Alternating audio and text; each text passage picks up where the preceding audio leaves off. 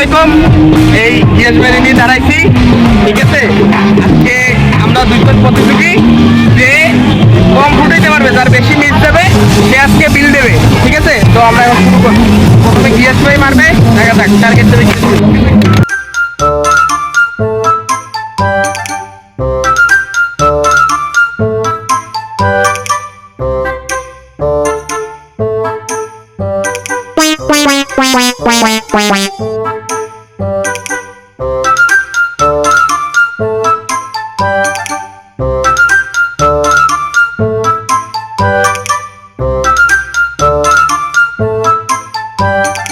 আমার জিততে হলে 10টায় মারতে হবে।